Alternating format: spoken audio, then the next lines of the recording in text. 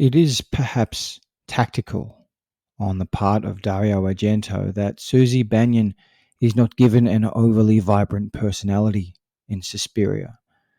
She is something of a blank slate from which the audience can understand the film. She is attractive and likable, but she seems to simply experience this strange world, which allows the viewer to simply experience it with her. As Susie approaches the exit of the Freiburg airport, we cut between shots of Susie and point of view shots of the exit. The point of view shots are accompanied by xylophonic music, as if happening in her head, especially when contrasted with the shots in which we see Susie and no music plays in these moments. It is as if she lives within the goblin fever dream, which is exactly how the audience experiences this film. I am the Italian Horror Guy, and this is the Italian Horror Guy podcast.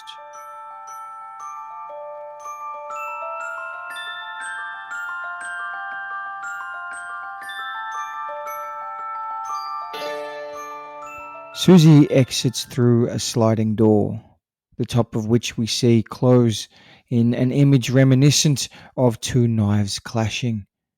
It is night time, thundering and raining aggressively outside. Three taxis avoid Susie. The music builds, including the angry whispers that become more and more familiar in the score as the film progresses. A taxi finally stops, but the driver does not help Susie with her bags. Already, this world is confusing, chaotic, and terrifying, yet nothing has even happened so far. This is the nature of Suspiria. It is all colour, atmosphere, and discomfort. The clean slate that is Susie Banyan's personality allows us to superimpose our feelings onto this world, and we don't like where our imaginations take us. Indeed, the opening sections of this film feel almost entirely like a nightmare. Susie attempts to pronounce her very German sounding destination to her taxi driver, who simply cannot understand her, a fear that surely resonates with all of us, and the ensuing journey only becomes more nightmarish. Rich, bright colours light up Susie's face as the goblin score follows her relentlessly until eventually the word witch echoes through it, as we see Susie's taxi drive slowly through a very dark forest. This is repeated as we eventually arrive at Tanz Academy, the prestigious dance school Susie is to attend. As she attempts to enter and is eventually refused by a fellow student, Pat Hingle exits and says some unclear words, the quintessential moment of confusion early in the Argento film. As Susie gets back in the taxi, she notices Pat moving through the forest, arms flapping by her side in what looks very much like a person who has lost her mind. Susie, in typical fashion, notices but seems nonplussed by the whole thing, or perhaps simply unmoved. Either way, this film is insistent on not telling us how to feel. Rather, it simply makes us feel with colour, music, and atmosphere instead. Pat enters an apartment building so rich in excessive modern art it is hard to believe any building like this exists in real life. Everything is triangular and bright. The angle of the dual stairway is disconcerting. In fact, the entire decor of this building is almost as terrifying as Pat's brutal murder. The excessive decor, of course, reflects the excessive nature of the scene, and indeed the film. If Argento was dabbling in the realms of the excess, especially with drawn out murders in deep red, Suspiria takes this excess to another level. There is a moment when the music seems to climax, simultaneously with an arm stabbing Pat in the chest. We think an already extremely violent scene is almost over, but there is much more to come. The music continues. As the hand gathers and attaches a cord to Pat, she is then stabbed again, opening a gaping hole in her chest before she is stabbed in the heart. As a final insult to injury, Pat is then smashed through a glass ceiling and left hanging, the rope tied around her neck and vibrant blood running down her legs. It is a truly horrifying sight. This is a significant change from early Argento. For the most part, violence in the Animal trilogy is efficient and bloodless. Much is left to the imagination. There is also they are also quite normal murders, so to speak. This murder is fantasy. It is violent in the extreme, but even the scenario is otherworldly. The murderous arm seems to belong to a force more than a person. Just before the attack, Pat sees two bright eyes light up just outside the window.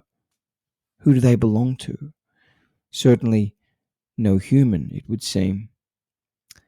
Deep Red added the fun of the haunted house mythology to the giallo, but kept the events of the film essentially grounded in reality.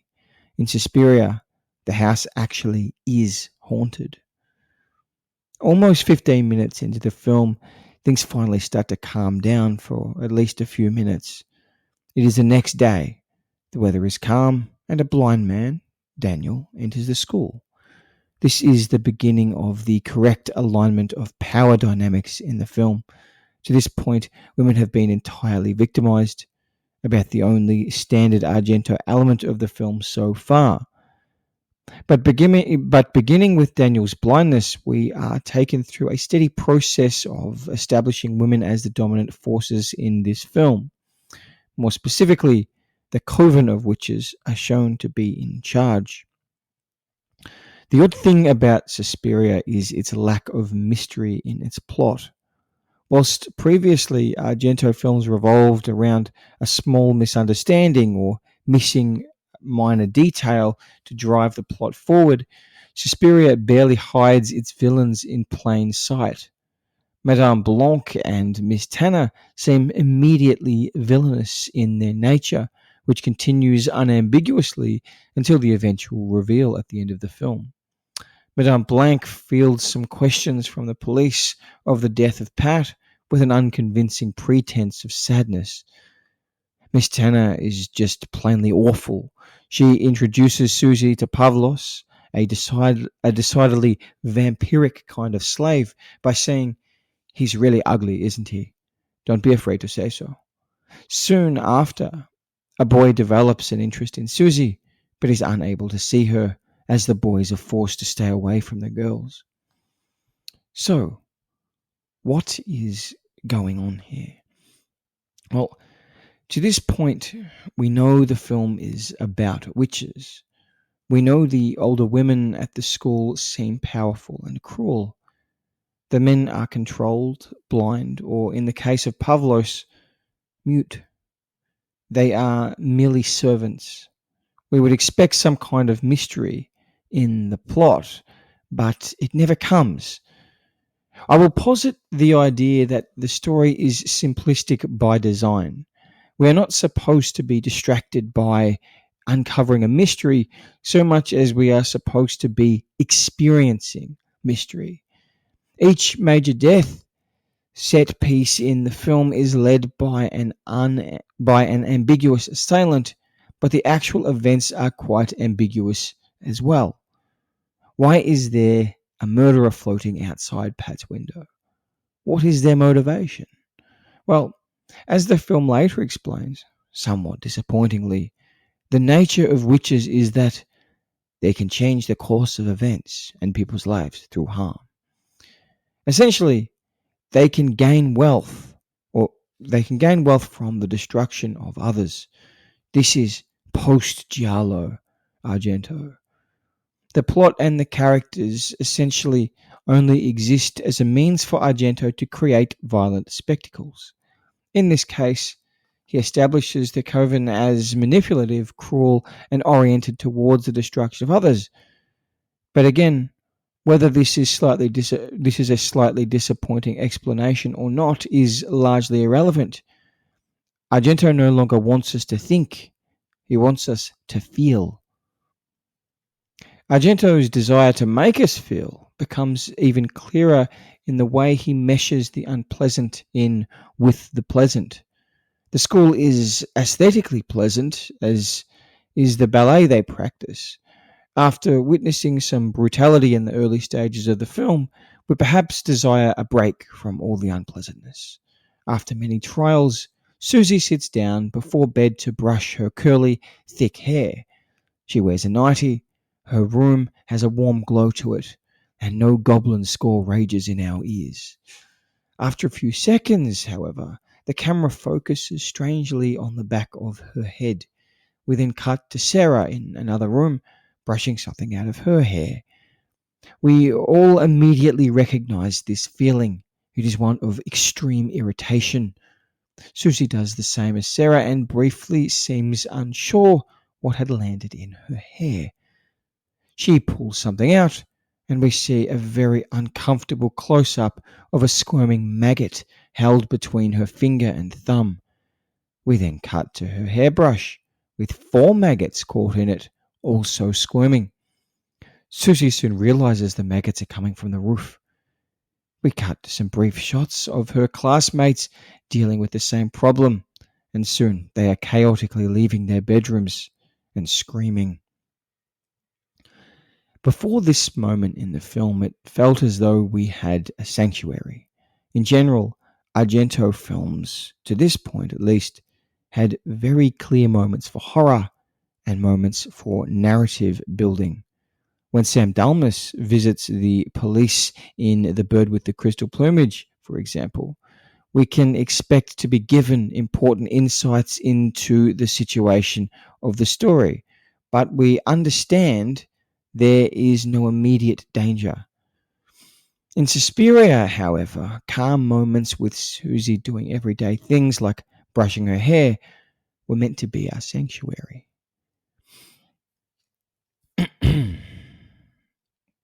Yes, we have witnessed Argento's most brutal murder earlier in the film, but the music and cinematography helped us understand this was about to happen.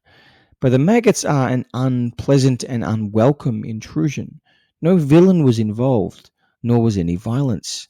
But now we can no longer trust this film. We are never safe. Miss Tanner investigates, crushing many maggots under her thick, high-heeled boots, which we enjoy in close-up. She opens a box of spoiled food covered in thousands of maggots. Again, the camera forces us to experience this awful sight. Crucially, we can no longer trust the film. The maggots represent an important pivot point in Suspiria, because before this moment, we may have mistaken this as a normal Argento film, one that revolves around unfolding narrative, leading to a somewhat logical conclusion. But logic no longer exists. To some extent, things just sort of happen in Suspiria. If the murders in Deep Red were far more violent than Argento's previous gialli in order to provoke a particular feeling of discomfort in the viewer, it nonetheless added to our feelings of the existing plot. The maggots, on the other hand, add nothing whatsoever to the already vacant plot. They simply make us feel awful. And that is the point. This is no longer a world in which awful things happen. This is simply an awful world. A world where young women get butchered, where maggots fall from roofs, and where blind men get eaten by their own dogs.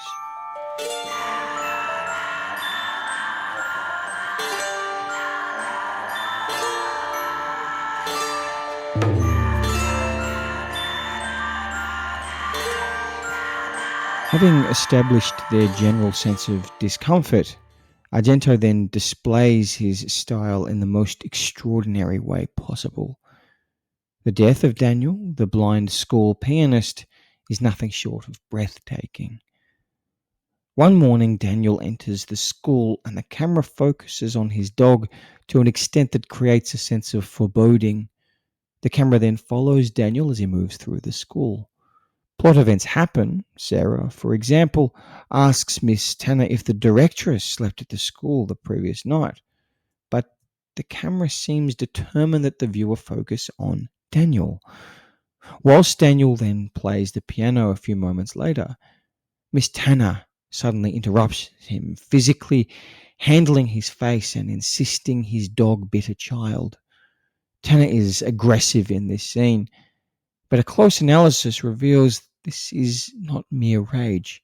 After screaming in his face, Tanner suddenly has a glint in her eye as Daniel loses his temper. A look of satisfaction comes across her face, and an evil grin as Daniel explains, he is a peaceful, faithful animal who's never hurt anyone. The boy must have done something dreadful. Tanner fires Daniel and follows him out of the hall. Get out of here, good riddance. But again, she is smiling. She seems to be enjoying the spectacle. This scene, certainly when we consider it in the context of Daniel's impending death, falls directly in line with how the witches are defined later in the film. That essentially they are motivated to harm the course of people's lives. Villainy is not isolated to one specific killer in Suspiria, it is more of a theme in and of itself. There is no clear reason why Tanner dislikes Daniel so much, and yet he is dispatched in one of the most terrifying ways possible. As Spagnoli notes, the school is the essence of evil and the center of occultism in Suspiria. In the past, Argento's films were preoccupied with providing explanations, however ludicrous, for the evil acts performed. In this film, bad things happen simply because people want to be evil. The murder of Daniel is truly the height of evil. Daniel seems to have escaped the evil clutches of the school initially. He sits in a bar enjoying some very upbeat German performances. But as a waitress helps him off his seat, we are reminded of his vulnerability. He leaves the venue with his cane and his dog, or his walking stick and his dog. The sound of yodeling Germans is steadily replaced by the ominous beginnings of the Goblin score once again. The camera focuses on Daniel's shuffling, slow walk. As the throaty whispers accompany the more pleasant xylophonic elements of the score, Daniel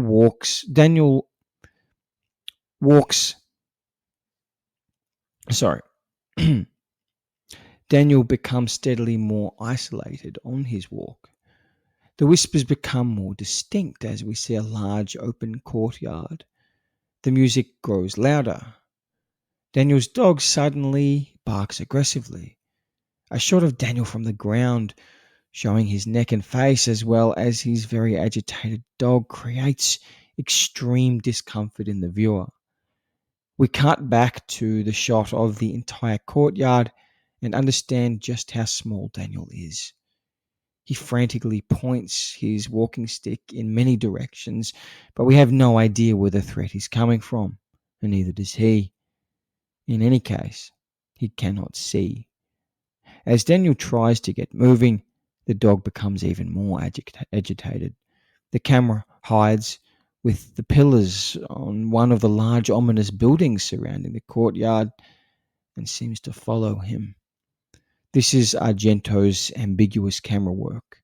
It is this point of view shot, or is it a point of view shot, or simply a way to create discomfort? We don't know. The uncertainty is the point. Now we see a different angle, still a distance away, but slightly closer and more aggressive. We're looking down on Daniel now, perhaps from atop a building. Finally, Daniel realizes he is in danger. What is it? What's happening? This is the scene in all of Argento's career that best highlights his creation of horror through the building of tension. This section of the film began with a seemingly unnecessary focus on Daniel, and a lingering shot of his dog. Daniel's supposed freedom as a result of being fired from his job is almost immediately recontextualized when the waitress helps him leave.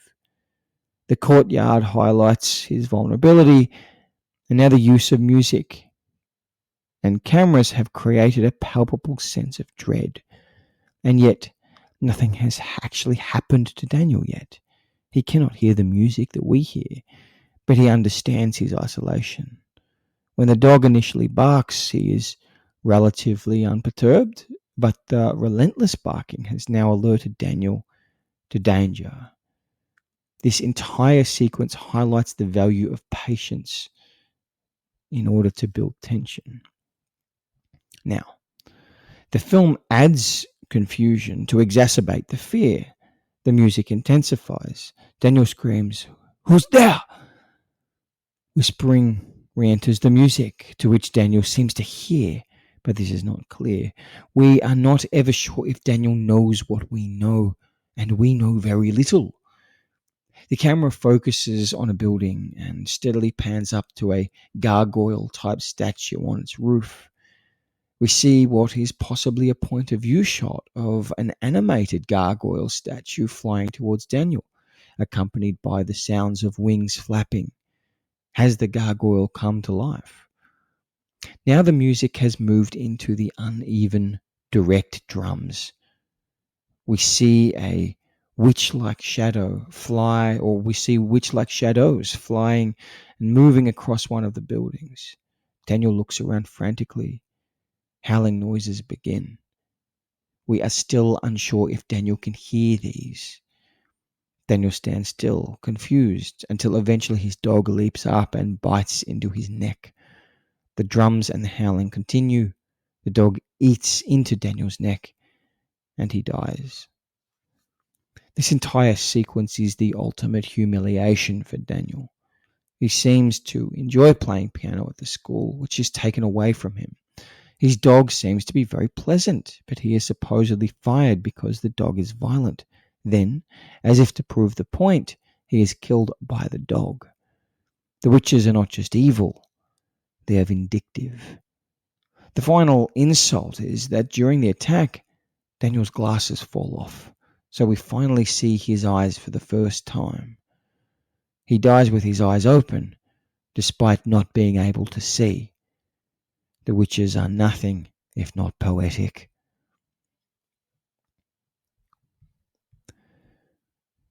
We have seen minor characters meet brutal endings before in Argento films, but never like this.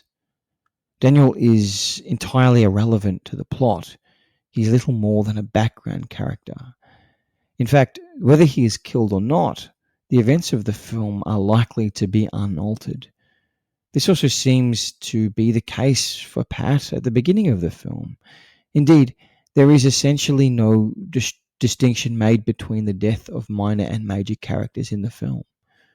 Deaths are drawn out and brutal, but seem to have little effect on narrative.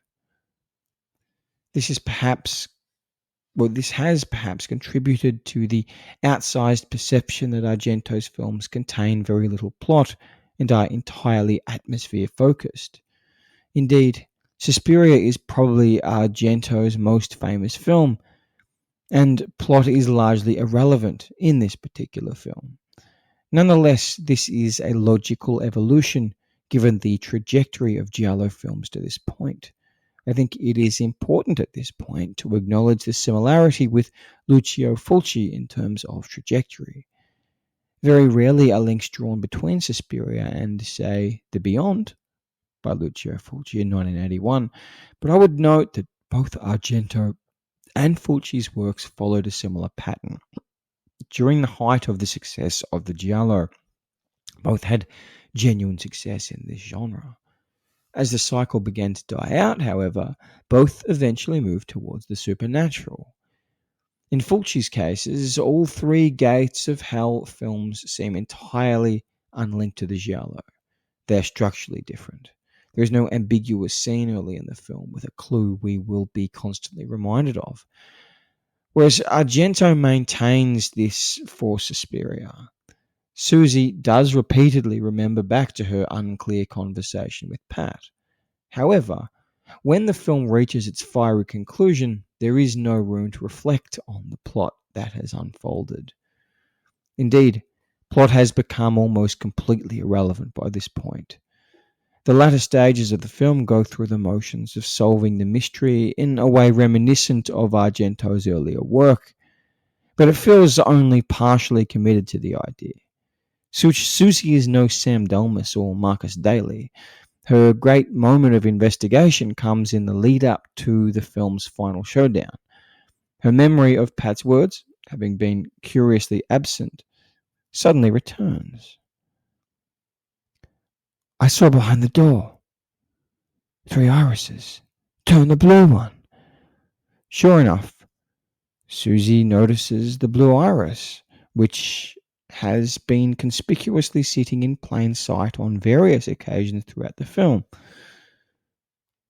and it can indeed be rotated. After some lovely xylophone-inspired tension, Susie finally makes the big discovery that every person in the school who seemed to be evil is indeed evil. She finds Pavlos, Miss Tanner, and Madame Blanc all plotting her death. Blanc in fact appears to be casting some kind of spell against Susie. Vanish, she must vanish, she must die. Unfortunately, now we have seen behind the curtain. The revelation is rather disappointing because it is not really a revelation at all. However, the disappointing non-revelation is not necessarily a criticism by itself. But I think it is important to understand the problem that emerges here and plagued Argento's next film as well. Suspiria could justifiably be called Argento's most famous film. Many horror fans are aware of this work and not of any other work Argento has done. This means he garnered, at least in some circles, a reputation for being entirely style-oriented. After all, there is no plot to speak of in Suspiria, at least not a notable one. However, despite his previous films, especially Deep Red, involving many stylish moments in terms of fashion, cinematography, and spectacle, the films feel like they were built around stories and characters. The style and pomp adds layers to the stories that may have been simple but were crafted with care. We probably have no interest in the epic final moments of Four Flies on Grey Velvet, for example, if the characters did not interest us as well. The final moments of Suspiria, though, provide quite a different feeling. After Susie dispatches the largely invisible head of the coven, Helena Marcos, quite easily, she just runs out of the school, unimpeded. The witches have been defeated, which is confined in part by which is confirmed in part by the final image of the school burning. When we consider the scale, this should be Argento's most dramatic ending to date. All his previous gialli involved more or less significant connotations. Indeed, it is not clear whether all the students in the school are being burned to death as the credits roll. They might well be.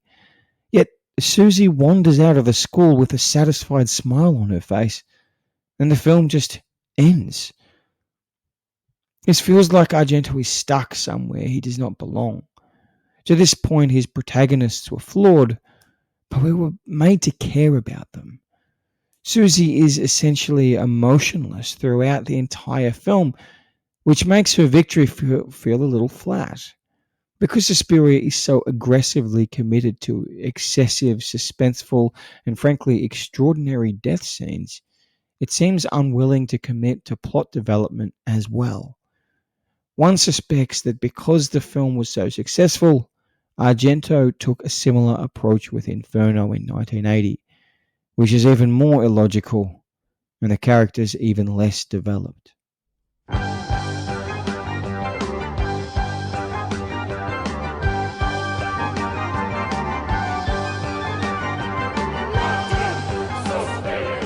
Rather extraordinarily, the final scene of Inferno unfolds in almost the exact same way as Suspiria.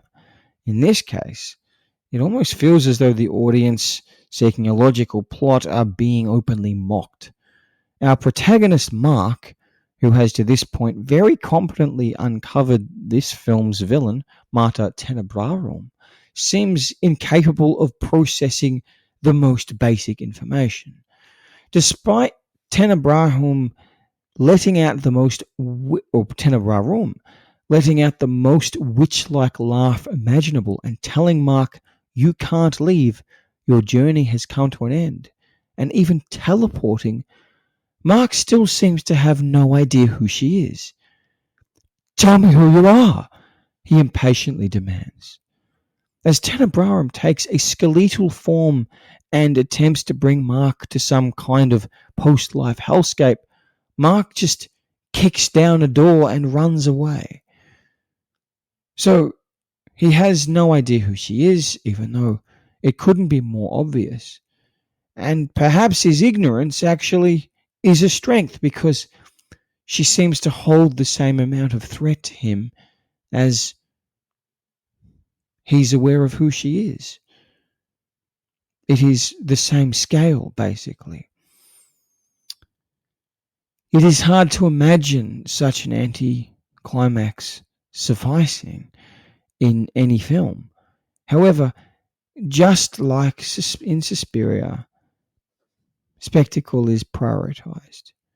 The large apartment building in which this scene takes place is set alight in an impressive and admittedly impressive looking inferno. It feels as though Argento wants us to experience this spectacle so badly that the plot is written in a consciously silly way so as to not distract us. But this time, the excessive focus on spectacle has been a detriment to the film. There is no equivalent scene to Daniel or Pat's deaths in Suspiria. The success of style over plot led to a lesser film with nothing memorable. Argento seemed to be fading a little bit. Nonetheless, some older Argento elements remained. Mark is yet another artistic type. In the middle stages of the film, for example, he explains to an as yet unrevealed Tenebrarum that he is a musicologist, which she describes as a wonderful pastime, especially for women. But whilst old Argento remained, he was moving into a different phase, one of self-reflexivity. For example, one grumpy old man collects stray cats who have the misfortune of wandering into his bookshop. This reminds of Berta Consalvi's cat-eating habit in The Bird with the Crystal Plumage. In fact, when Mark enters the room of the final showdown, the bright doorway surrounded by darkness shares a striking visual similarity to the equivalent moment in that film. These seem like conscious moments of self-reference. This set the scene for the next stage of Argento's evolution. He began with procedural gialli before moving towards fantasy. His next evolution was Reflexivity in Tenebrae, a film in which Argento seems to display some anxieties about the creative process. Now, speaking of anxieties about the creative process, if that is not too much of a clumsy transition, I will obviously have to acknowledge that this is the first podcast, or the first Italian horror guy podcast in 3 months or so. Let me provide a brief explanation, and then a brief thank you for people who stuck around. It is quite nice to know I have a few hundred listeners, and I would love to grow that. I am in a very busy phase of my life, writing a book on Italian horror, Argento and Fulci. I am getting married in a couple of weeks. Thank you for your congratulations. I appreciate it. Looking for new living quarters, and also preparing for hopefully being brought into a PhD program in the coming months, in which I've had to prepare a proposal. And believe it or not, it will be on the topic of Italian horror, most specifically Argento himself.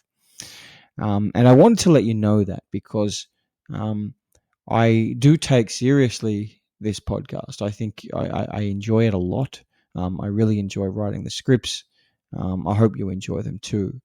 But I want to let you know that once these next couple of months unfold, I will be able to organize my life in a way where regular podcasts, as I know I have promised in the past, but this time I will live up to it. Where regular podcasts will be much more easy to do, because part of my professional life, at least hopefully, should I get admitted into this program, will actually be oriented directly towards Italian horror. I will always be thinking about it. I'm considering, for example, doing a spin-off podcast in which I'll talk a lot about a lot of the theory. I'll reflect on the readings that I'm doing. It could be a little bit dry, it could be a little bit boring, but nonetheless, if I do end up going down that route, I would appreciate if people would check it out.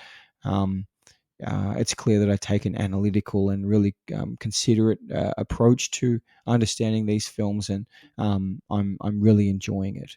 So I do apologize for my brief absence. I don't believe that it'll happen again anytime soon, and I'm really there's really no shortage of appreciation for the Italian horror community and just all of the joy and I don't know, comfort in a weird way that Italian horror brings me. It's a difficult thing to describe, which is why I've done 40 plus episodes of a podcast trying to do it. But people who love Italian horror, I think we just sort of know. Words aren't necessarily required, um, to sort of do justice to it. So, nonetheless, I'm very happy to have returned again today, and the upcoming final chapters of at least the first draft of my book I'll be completing over the next month or so, and I'll have a corresponding podcast for each one. So my aim is to have um, one more podcast released in about 2 weeks, and then the final one for the year in the very late stage of the year, potentially even a New Year's Eve type gig. Nonetheless, I do appreciate you listening to this little ramble that I've had at the end. But until next time, I'm the Italian Horror Guy, and this has been the Italian Horror Guy podcast.